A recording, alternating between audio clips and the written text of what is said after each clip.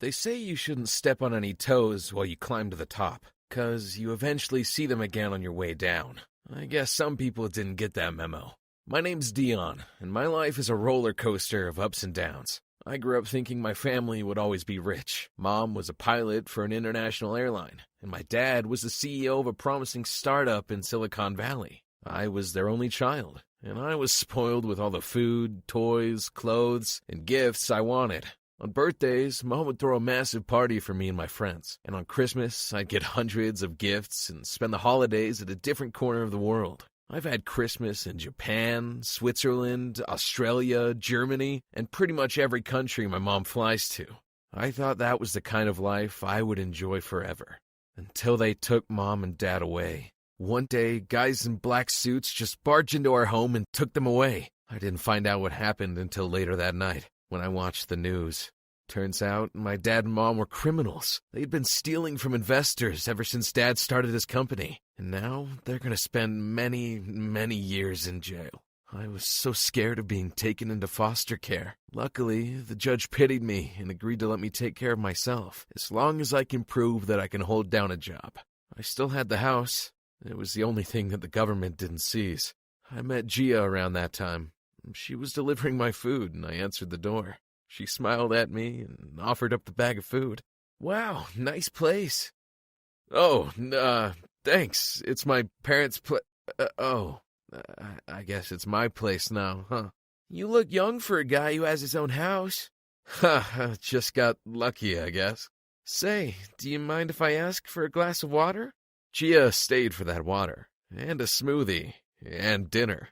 I guess you could say that was our first date. Looking back, I guess I should have told her about my parents and my life. But I had never met such a beautiful girl in my life. I wanted to impress her. I started working 2 jobs just to cater to her every whim. When we went out, I took her to the nicest places. I bought her gifts. When we went to the mall, I'd pay for her shopping. And then, for 3 whole months, I didn't spend a thing on myself, so I could afford to buy her a ring.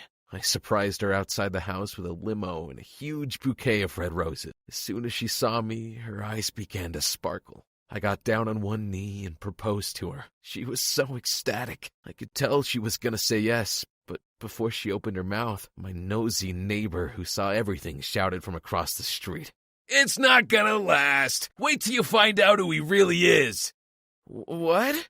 "Ignore him. He's just salty because he can't get a girl to go on a date with him."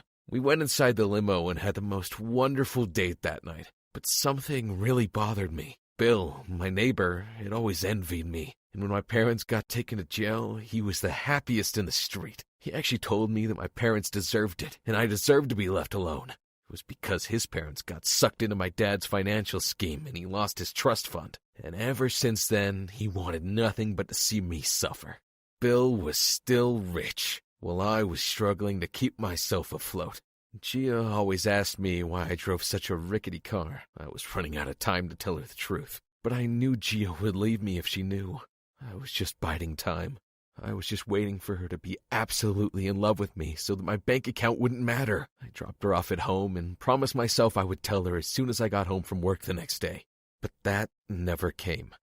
The next morning, I was rushing to fulfill an order for the fast food chain I worked at when I saw Gia. She had just come in through the door on her way to pick up a delivery. I was working 20 miles from where she lived. I never would have guessed I'd meet her where I worked. We locked eyes, and I saw the confusion on her face. You work here?"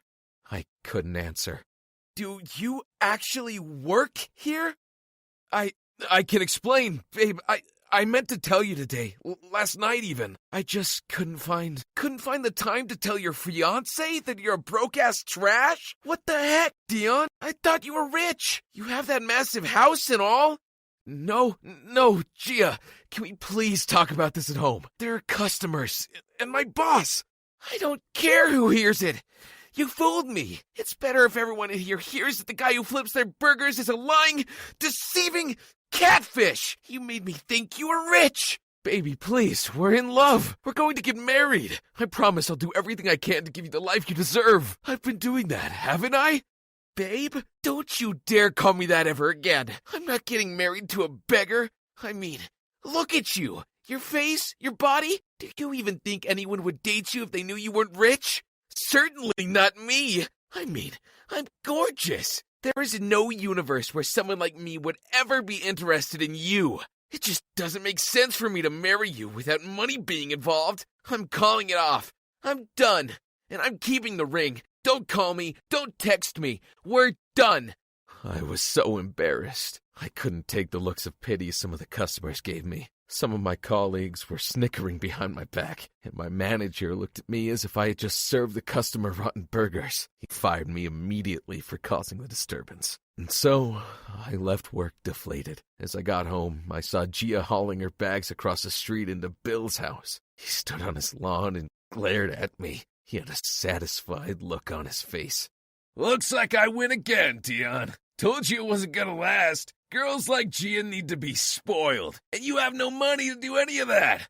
Bill kissed Gia right then and there, and he slammed the door behind them. What hurt the most was seeing them all lovey-dovey every time I went out to go to work. I would have forgotten about her if she just left, but now she was living right across the street. I saw every time they pulled up in Bill's Porsche. I saw them every time they would come back from a luxurious vacation or a shopping spree, and I promised myself I would do everything in my power to make them regret what they did to me.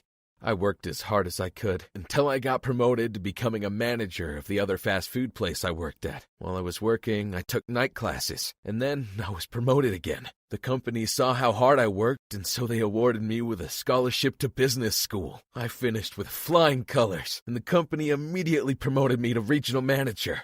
That was when I met Sarah. It was a gala for the company's recently graduated scholars, and she sat on the stage beside her father, the CEO. She handed me my award and my plaque and smiled shyly. I saw her blush when we shook hands. Her voice was so soft as she looked at me and whispered, "Congratulations." I moved out of the house and got an apartment close to the office. The more time I spent working at the headquarters, the more time I bumped into Sarah. And when her dad saw that there was a budding romance between us, he called me into his office. I thought I was going to be in trouble, so I immediately begged him to forgive me. "Sir, I'm really sorry if it offends you that I have feelings for your daughter. This job is very important to me, and I owe everything to this company. So if one gets in the way of the other, I'm willing to step down from my position." My boss laughed. "You love her that much?" "Yes, sir." "I wasn't gonna fire you. I was just gonna say, I think of you as a very admirable young man, and that my daughter would be so lucky to have you." Relief washed over me. From that day on, I was able to date Sarah without worries. We fit so well together. We were both shy, but when we were together, everything flowed like it was meant to be. She showed me a world that I could never have imagined. We took helicopter flights and went on vacations to exclusive resorts. She showered me with expensive gifts. I got promoted and became the VP of operations. It came with a huge paycheck. That was when I bought two things that changed my life. One was a Ferrari Roma, the car that I'd always dreamed of. And the other was a 5-carat diamond ring studded with rubies all around the white gold band. I proposed to her during a luxurious private dinner on the beach, and she said yes. I was so happy that night. I took her home to show her where I grew up, but just as we were parking, Bill came running out of his house. He admired the car as he came closer. I knew he had wanted one for years. He had no idea I was inside the car, because the glass was tinted. I stepped out with my back towards him. "Dude, sick ride! Are you the new neighbor? Did that loser guy finally sell the house?"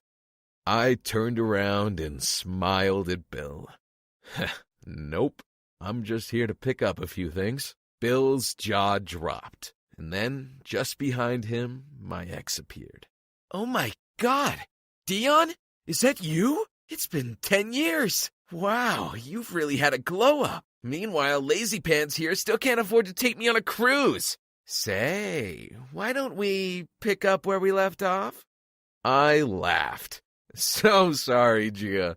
I only date within my tax bracket now." And just then, my fiance got out of the car and smiled shyly. "Let me introduce you to my fiance, Sarah, heiress of the Behringer Group of companies, and my future boss." Sarah and I walked into my old house hand in hand. We kissed, and I saw Bill and Gia staring with envy, regretting everything they said and did to me 10 years ago.